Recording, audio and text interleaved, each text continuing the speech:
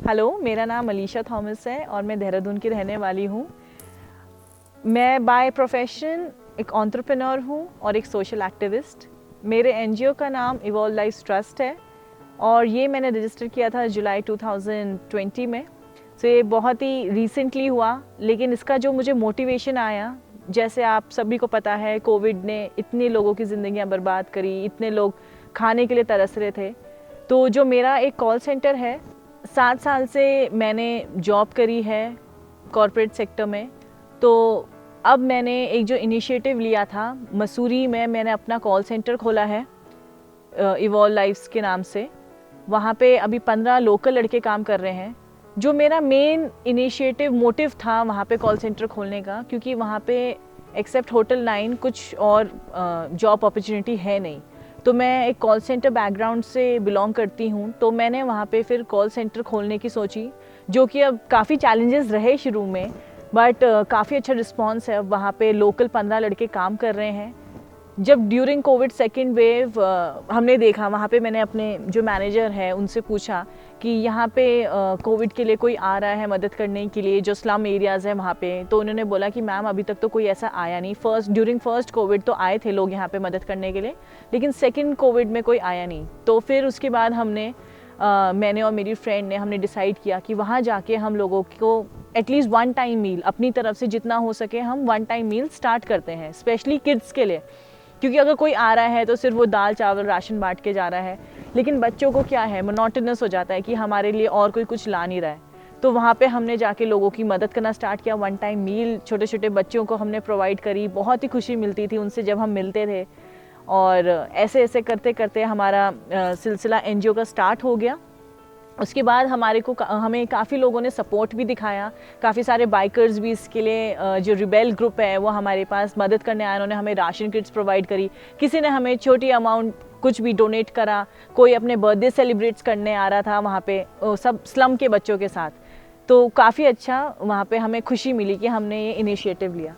उसके बाद हमने अपना एनजीओ रजिस्टर कर लिया। कॉल सेंटर तो फर्स्ट पार्ट था। सेकंड पार्ट हमारा एनजीओ में ये जुड़ गया कि हम वहाँ पे जो बच्चे थे उनकी मदद कर रहे थे, वन टाइम मील प्रोवाइड कर रहे थे उनको। उसके बाद हमने सभी को पता है कि नशा इतनी तेज़ी से बढ़ रहा है यहाँ पे। जो छोटे छोटे यंगस्टर्स हैं, स्कूल के बच्चे, वो नशा कर रहे हैं और उसके खिलाफ अवेयरनेस भी बहुत कुछ है। और फिर उसके बाद जो मेरे ब्रदर हैं वो भी रिकवर कर चुके हैं। He was an addict.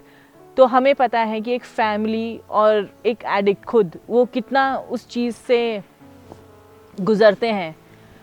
जब हमने देखा कि बहुत सक्सेसफुली मेरे ब्रदर रिकवर हो गए, वो अच्छी खासी जॉब पे भी लग गए। He went to Dubai. उन्होंने वहाँ पे काम करना स्टार्ट करा, अपनी लाइफ फिर से स्टार्ट करी।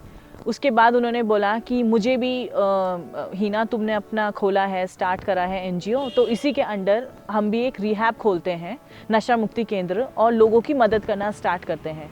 तो हमने फिर उसके बाद सितंबर 2020 में अपना नशा मुक्ति केंद्र खोला इवॉल्व लाइफ ट्रस्ट के नाम पे, विकसित जीवन। और उसके अंडर अभी इन हाउस हमारे पास 23 पेशेंट्स हैं जो ठीक हो रहे हैं। उनको वहाँ पे रिक्रिएशनल एक्टिविटीज़ करवाते हैं, हम योगा करवाते हैं, मेडिटेशन, गेम्स, और एक पूरा जो ये लाइफस्टाइल भूल चुके होते हैं, जो जब वो एडिक्शन में होते हैं, पूरा लाइफस्टाइल अपना जीवन का भूल चुके होते हैं कि कब उठना है, कब अपने परिवार वालों से कैसे बातें करनी है, अपना रख रखाव कैसे करना है, वो सब भूल चुके होते हैं। तो हम उनको यहाँ पे वो चीज़ें सबसे शुरुआत से सब कुछ सिखाते हैं कि आपको अपने सुबह उठना है, एक नियमित अनुसार समय पे उठना है, एक नियम से खाना खाना है। तो ऐसे हमारा नशा मुक्ति स्टार्ट हुआ। इसका जो देख रेख है मेरे ब्रदर आकाश थॉमस कर रहे हैं, और बहुत ही अच्छे से हमें बहुत अच्छा भी लगता है जब हम देखते हैं वहाँ से लोग ठीक होके जा रहे हैं। और इसको हम अवेयरनेस कैंपेन स्कूल्स में जाके, बस्तियों में जाके, वहाँ जाके हम इसकी अवेयरनेस कैंपेन करते हैं कि नशा छोड़ो और जीवन अपना सही तरीके से जियो। थर्ड जो हमारा इनिशिएटिव रहा वो रहा, जो देहरादून उत्तराखंड में काफ़ी ऐसी जगहें हैं जहाँ दूर दराज स्कूल हैं, जहाँ 20-20 किलोमीटर तक कोई ना केमिस्ट शॉप है, ना वहाँ पे कोई पब्लिक ट्रांसपोर्ट है। तो ये जब देखते हुए मुझे एक प्रोजेक्ट मिला। उसमें हमें क्या करना था, मेंस्ट्रुअल हाइजीन पे वहाँ की स्कूल की जो गर्ल्स हैं उनको अवेयर करना था, ताकि जब वो पीरियड्स में होती हैं ताकि वो स्कूल ना छोड़ें। तो मेन मोटिव था कि कभी वो स्कूल स्किप ना करें और अपनी पढ़ाई कभी ना भूलें। तो इसीलिए हम जा के दूर दूर स्कूल जो रहते थे, अंडर प्रिविलेज स्कूल्स, वहाँ पे हम गए, वहाँ पे हमने उनको अवेयरनेस कैंपेन चलाए और हम उनको रीयूजेबल किट्स डोनेट करते हैं। जो किट्स हैं उनकी वो 3 से 4 साल चलती हैं। और प्लस जो हमें अब देखते हैं, पहाड़ियों पे जाओ, हम सुंदर सुंदर जगह जाते हैं, वहाँ पर गंदगी होती है, पैड्स इधर उधर होते हैं। तो मेन ये भी था कि हमारा स्वच्छ दून रहे। तो ये जो रीयूजेबल किट्स हैं, इसमें कोई लैंड पोल्यूशन नहीं होता है और प्लस बच्चों की हेल्थ के लिए भी ये बहुत अच्छा है। तो इसके चलते हमने अभी 5000 प्लस किट्स डिस्ट्रीब्यूट कर चुके हैं स्कूल के बच्चों को, स्लम विमेन एंड जो स्लम एरिया की जो औरतें रहती हैं उनको हम ये डिस्ट्रीब्यूट कर चुके हैं अभी तक। शुरुआत में मैंने ये नहीं सोचा था, शुरुआत में मैंने यही सोचा था कि मैं भी आर्मी ऑफिसर बनूंगी या तो पुलिस लाइन में जाऊंगी। ज़िंदगी का कुछ पता नहीं कि आपको कौन सा रास्ता दिखा रही है, तो कभी उसके अगेंस्ट भी नहीं जाना चाहिए। बट हाँ, ये है कि जो चीज़ आपको पसंद आए वो ज़रूर करिए। चाहे अगर आप गिटार ही बजा रहे हैं, आपको उसमें खुशी मिल रही है, तो उसी को आप अपना प्रोफेशन बना सकते हैं।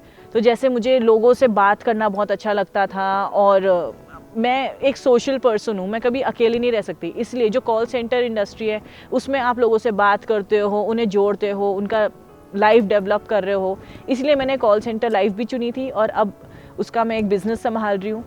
और सेकंड, जब हमारे घर में ही ये इंसिडेंट हुआ था, तो अब जब हम नशा मुक्ति केंद्र चला रहे हैं तो उससे हमें पता चल रहा है कि कितने छोटे छोटे जो बच्चे हैं कितने नशाग्रस्त हैं। और जब वो ठीक होकर अपने घर परिवार में जाते हैं और एक अच्छा जीवन जीना स्टार्ट करते हैं, तो आप उनके पेरेंट्स को भी कितनी खुशी दे रहे हो, उस बच्चे का कितना अच्छा लाइफ मेंटेन कर रहे हो।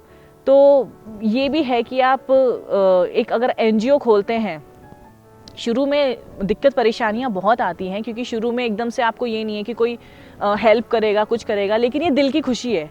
जैसे मेरे दिल की खुशी थी कि मैं अगर 10 लोगों को भी मदद कर पा रही हूँ, अच्छे से उनको खिला पा रही हूँ या तो उनको अच्छे से एजुकेट कर पा रही हूँ, तो वो मेरी दिल की खुशी थी। अब इसी को हमारा प्लान है कि हम इसको और आगे बढ़ाएंगे। अगर आपके दिल में है कि मुझे लोगों की मदद करनी है, तो श्योरली आप एक एनजीओ खोल सकते हैं। इतना कोई हार्ड प्रोसेस नहीं है एंड लोगों की मदद करना तो सबसे अच्छा ही काम है वो तो यही है कि इसके आगे हम और इसको एक्सपैंड करना चाहते हैं, नशा मुक्ति केंद्र को और बढ़ाना चाहते हैं, ताकि हम और लोगों को अवेयरनेस कर पाएँ।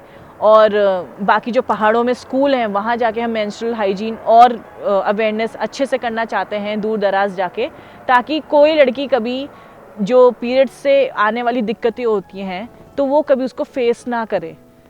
तो मुझे बाइकिंग करना बहुत पसंद है, मैं 9 साल से बाइकिंग कर रही हूँ। सो ये कह सकते हैं बाइकिंग मेरे ब्लड में है। मेरे डैड को भी बाइकिंग बहुत करना पसंद है। मेरे ब्रदर ने मुझे बाइकिंग करना सिखाया था एंड उसी ने मुझे मोटिवेट किया था कि call centre is a good industry to start with your career. तो तब मैंने कॉल सेंटर ज्वाइन किया था जब मैं अपने फर्स्ट ईयर में थी, ग्रेजुएशन के फर्स्ट ईयर में, तभी से मैं जॉब कर रही थी।